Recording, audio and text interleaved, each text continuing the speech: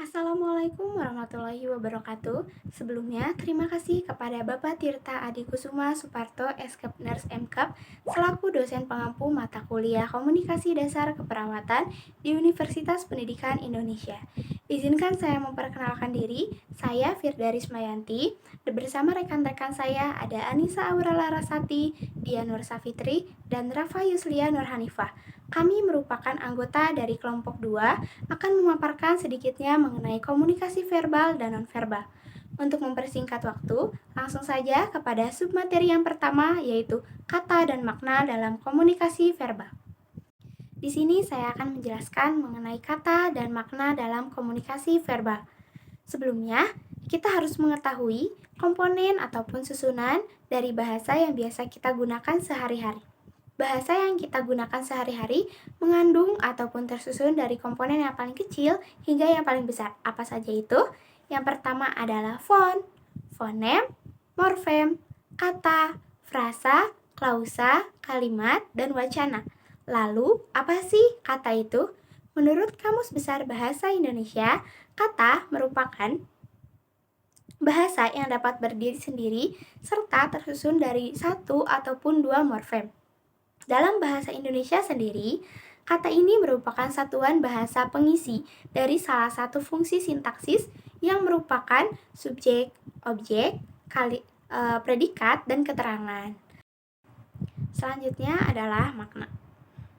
Makna adalah kandungan ataupun maksud yang ingin disampaikan oleh pembicara, penulis, ataupun yang lainnya.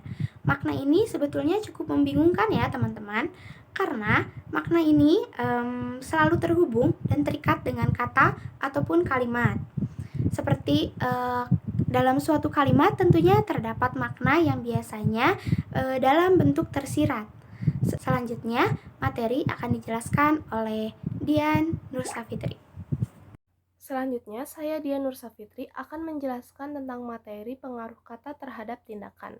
Jadi, menurut Everett M. Rogers, komunikasi adalah proses pertukaran informasi atau penyampaian pesan dari komunikator, yaitu orang yang menyampaikan informasi, terhadap penerima komunikasi atau komunikan, dengan tujuan untuk memberikan pengaruh dalam bertindak. Menurut psikologi, ada 3 pengaruh komunikasi. Yang pertama adalah pengaruh kognitif atau efek pengetahuan, yang dimana ketika kita menyampaikan informasi tersebut, otomatis akan memberikan pengetahuan kepada orang yang menerima informasi tersebut. Biasanya bersifat edukatif.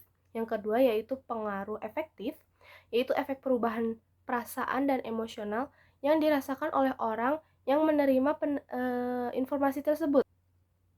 Biasanya komunikasinya itu bersifat persuasif atau membujuk. Yang ketiga adalah pengaruh konatif, yaitu efek perubahan perilaku, yaitu ketika seseorang merasa terpengaruh dengan apa yang kita ucapkan sehingga melakukan tindakan tersebut dengan sesuai dengan apa yang kita sampaikan, itu sesuai dengan informasi yang kita sampaikan. Selanjutnya ada prinsip-prinsip membangun komunikasi positif. Yang pertama itu bertutur sopan. Jadi menurut Penelope Brown dan Stephen Levinson, setiap manusia itu perlu untuk dihargai dan dilindungi jati dirinya.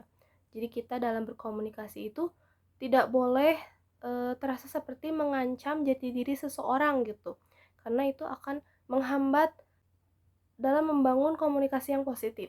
Yang kedua itu berkata benar dan jujur, yang dimana informasi yang disampaikan itu harus sesuai dengan fakta yang ada dan juga harus dapat dipercaya, juga tidak berbelit-belit dan sesuai dengan maksud dan tujuannya.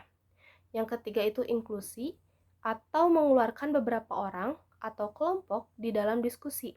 Jadi dalam suatu forum diskusi, semua anggota itu harus terlibat, tidak boleh ada yang merasa disisihkan. Yang keempat adalah menggunakan aturan percakapan. Jadi di dalam forum diskusi itu sendiri tidak harus semua anggota itu setuju dengan satu pendapat atau opini gitu, tetapi anggota tersebut harus mau bekerja sama nih dalam mencapai komunikasi yang positif. Jadi menurut Paul Grice itu seperti itu, dan kemudian kerjasama yang dilakukan itu harus dengan 4 prinsip. Yang pertama itu prinsip kualitas, prinsip kuantitas, prinsip relevansi, dan yang keempat adalah prinsip tata krama. Selanjutnya, hal-hal yang harus dihindari dalam komunikasi verbal. Yang pertama itu eksklusi atau pengecualian terhadap orang gitu dalam suatu forum diskusi, yang dimana kita itu seolah-olah tidak mendengarkan orang tersebut gitu dan mengeluarkannya dalam pembicaraan kelompok kita gitu. Padahal tidak boleh seperti itu. Semua orang harus terlibat seperti yang dikatakan sebelumnya tadi. Yang kedua yaitu pembicaraan untuk merendahkan orang lain. Tentunya ini juga tidak boleh ya, karena dapat merusak jalannya komunikasi gitu. Yang ketiga yaitu unjuk kekuatan. Biasanya orang ini tuh merasa bahwa dirinya lah yang paling tinggi gitu derajatnya dibandingkan orang lain, sehingga dia itu biasanya membicarakan kelemahan orang lain, kemudian juga dengan kesombongan gitu. Yang keempat adalah pembicaraan yang berbelit-belit. Jadi pembicaraan itu harus sesuai pada intinya, sesuai pada maksudnya, supaya mengurangi terjadinya miskomunikasi nih. Yang kelima adalah kebohongan. Tentunya informasi yang disampaikan itu harus sesuai dengan informasi yang ada. Yang keenam adalah self-talk dan other talk. Jadi maksudnya adalah sering membicarakan dirinya sendiri dalam suatu komunikasi atau pembicaraan gitu. Dia itu biasanya mendominasi dengan cerita-cerita dia gitu. Jadi dia selalu berbicara terus tidak mau mendengarkan cerita orang lain karena merasa bahwa cerita orang lain itu tidak penting gitu. Yang satunya lagi yaitu other talk, itu kebalikan dari self talk, di mana dia itu selalu ingin mendengarkan saja. Dia tidak mau terbuka tentang kehidupannya, tentang apa yang dia bicarakan, tidak mau speak up lah istilahnya kayak gitu. Jadi yang idealnya itu kita harus berada di tengah-tengahnya, di antara keduanya, yang dimana ada kalanya kita itu menjadi seorang pendengar, ada kalanya juga dimana kita itu menjadi seorang pembicara. Idealnya seperti itu. Yang ketujuh adalah gosip atau desas-desus.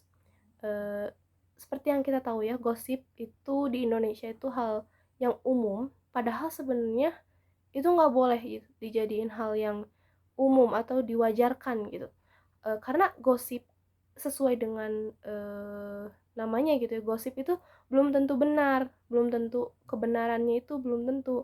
Bisa aja nih objek yang kita bicarakan ini atau subjek yang kita bicarakannya ini eh, tidak merasa tidak terima gitu dengan apa yang dibicarakan orang lain, sehingga akan merusak komunikasi gitu. Yang kedelapan adalah diskonfirmasi. Diskonfirmasi adalah keadaan di mana kita itu tidak mau membicarakan, tidak mau mendengarkan suatu pembicaraan karena kita melihat orang yang membicarakannya. Jadi kita lihat nih orang yang membicarakannya, orang ini gitu. Kemudian kita tidak suka dengan orang tersebut atau merasa meremehkan orang tersebut, kayak dia bisa apa sih. Nah, itu nggak boleh teman-teman, karena kita tidak boleh memandang orang yang membicarakannya, tapi lihatlah isi dari pembicaraannya tersebut. Perkenalkan, nama saya Anissa Aulara Rasati. Jadi di sini saya akan menjelaskan tentang bentuk komunikasi nonverbal. Komunikasi nonverbal adalah komunikasi yang pesannya dikemas dalam bentuk tanpa kata-kata. Nah, komunikasi nonverbal lebih bersifat jujur karena mengungkapkan hal yang mau diungkapkan secara spontan. Nah, nonverbal juga bisa diartikan sebagai tindakan-tindakan manusia yang secara sengaja dikirimkan dan diinterpretasikan seperti tujuannya dan memiliki potensi akan adanya umpan balik atau feedback dari penerimanya. Bentuk komunikasi nonverbal sendiri diantaranya bahasa isyarat, ekspresi wajah, bahasa tubuh, dan simbol-simbol. Ada juga beberapa contoh komunikasi nonverbal. Yang pertama itu sentuhan. Nah, dapat berupa bersalaman, bergenggam, menggenggam tangan, sentuhan di punggung, mengelus-ngelus, pukulan, dan lain-lain. Gerakan tubuh itu dalam komunikasi nonverbal kinesik atau gerakan tubuh meliputi kontak mata, ekspresi wajah, isyarat, dan sikap tubuh. Nah, untuk vokalik atau paralanguage adalah unsur nonverbal dalam suatu ucapan, yaitu berbicara. Yang terakhir ada kronemik, adalah bidang yang mempelajari penggunaan waktu dalam komunikasi nonverbal. Dan ada fungsi Pesan nonverbal itu yang pertama repetisi, yaitu mengulang kembali gagasan yang sudah disajikan secara verbal. Misalnya mengatakan penolakan saya itu menggelengkan kepala. Nah, yang kedua itu ada substitusi, yaitu menggantikan lambang-lambang verbal. Misalnya tanpa sepatah kata pun berkata, kita menunjukkan persetujuan dengan mengangguk-anggukkan kepala. Yang ketiga ada kontradiksi, itu menolak pesan verbal atau memberi makna yang lain terhadap pesan verbal. Yang empat ada komplement, yaitu melengkapi atau memperkaya makna pesan non-verbal. Yang terakhir adalah aksentuasi, yaitu menegaskan pesan verbal dan menggarisbawahinya.